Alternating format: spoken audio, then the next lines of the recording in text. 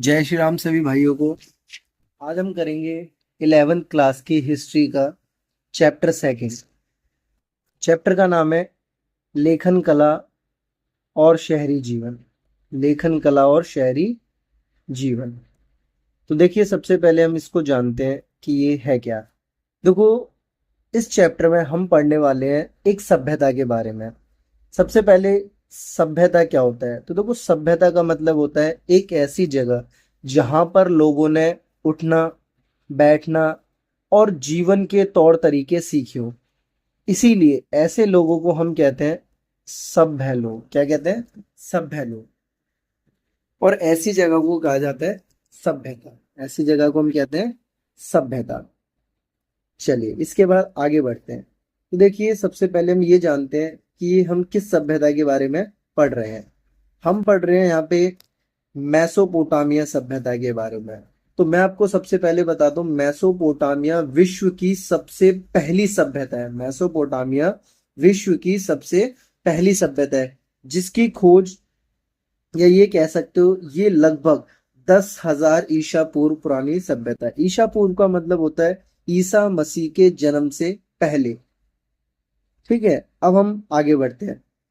शहरी जीवन की जो शुरुआत हुई थी, यानी शहरी जीवन जैसे इंसानों का जो जीवन था।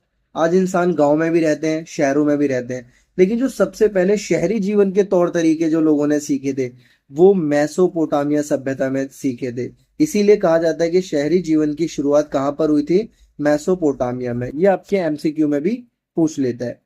इसके बाद पेपर में सबसे ज्यादा जो पूछा जाता क्वेश्चन है कि मेसोपोटामिया का अर्थ क्या होता है। तो देखो, मेसोपोटामिया शब्द दो शब्दों से मिलके बना है। सबसे पहला मेसोस, जिसका मतलब होता है मध्य, और दूसरा शब्द है यहाँ पे पोटेमोस। पोटेमोस का मतलब होता है नदियां, और यहाँ पे दो नदियों की बात हो रही है। पहली नदी दजला नदी और दूसरी नदी फरात नदी। तो इसको आप इस तरीके से समझ सकते हो कि जैसे मान के चलो, ये एक नदी है दजला और ये दूसरी नदी है फरात। इसके जो बीच की जगह थी, उसी का नाम है मेसोपोटामिया। एक बार मैं फिर से बताता हूँ कि देखो, मेसोस का मतलब होता है मध्य, यानी आप देख रहे हो एक नदी ये, एक नदी ये, इसके बीच का जो क्षेत्र था उसी को कहा जाता है मेसोपोटामिया। और ये सभ्यता आज किस देश में है? ये सभ्यता आज इराक में है। ये सभ्यता कहाँ पर है? आज इराक में। चलिए, अब हम बढ़ते हैं अपने अगले क्वेश्चन की तरफ। इसके बाद जो क्वेश्चन आता है कि मेसोपोटामिया की सभ्यता इतनी प्रसिद्ध क्यों है, यानी हम इसे क्यों पढ़ रहे हैं आज? तो इसीलिए पढ़ रहे हैं क्योंकि ये प्रसिद्ध है। तो इसके प्रसिद्ध होने के पीछे क्या रीजन है? तो देखो, इसके प्रसिद्ध होने का सबसे पहला रीजन है कि ये सभ्यता अपनी संपन्नता के लिए फेमस थी। यहाँ पे संपन्नता का मतलब एक ऐसी सभ्यता से कि जिसके पास किसी भी चीज की कोई कमी नहीं थी, यानी ये सभ्यता संपन्न सभ्यता थी, यानी इसके पास किसी भी चीज की कोई कमी नहीं थी। इसके अलावा शहरी जीवन की शुरुआत सबसे पहले कहाँ पर हुई? मेसोपोटामिया में। लेखन कला की शुरुआत कहाँ पर हुई? मेसोपोटामिया में। समृद्ध साहित्य कहाँ का मिला है? साहित्य मीन्स यहाँ पे बहुत सारी पट्टिकाएं मिली है, जिस पर उस समय की सारी जानकारी हमें देखने को मिलती है। तो हम इसे लिटरेचर कह सकते हैं, यानी साहित्य कहते हैं। इसके बाद गणित की खोज जो हुई थी वो मेसोपोटामिया में।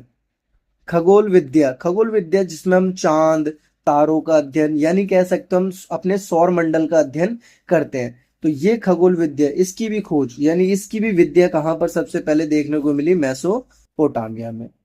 इसके बाद हमारा अगला क्वेश्चन आता है कि मेसोपोटामिया की जो सभ्यता है, तो इसमें जो हमारे पुरातत्व है, पुरातत्व मीन्स जो पुरानी चीजों का अध्ययन करते हैं, तो उन्होंने जब इस सभ्यता की खोज करी, उन्होंने जब इस सभ्यता को खोजा, तो उन्हें यहाँ से कई सारी चीजों के अवशेष मिले, यानी स्रोत मिले, जिससे हमें मेसोपोटामिया के बारे में पता चलता है। इसे और इजी शब्दों में इस क्वेश्चन को आप ऐसे समझो कि हमें मेसोपोटामिया के बारे में कैसे पता चलता है, यानी हमें कुछ तो मिला होगा ना ऐसा जिससे हमें इस सभ्यता के बारे में जानकारी मिलती है। तो वो कुछ क्या है, यानी वो स्रोत है। वो क्या है? स्रोत।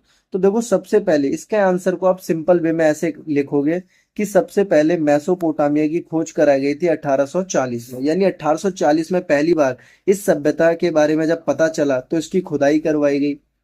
और इसकी खुदाई दो नगरों में कराई गई, पहला उरुक नगर और दूसरा मारी नगर। ये दोनों बहुत फेमस नगर है मेसोपोटामिया में, पहला उरुक नगर, दूसरा मारी नगर। अब जब इन दोनों सभ्यताओं की खुदाई करवाई गई तो इस खुदाई में से कई सारे हमें क्या मिलते हैं, सामग्री यानी स्रोत यानी अवशेष, जिससे हमें ये पता चलता है कि यहाँ पर एक सभ्यता थी।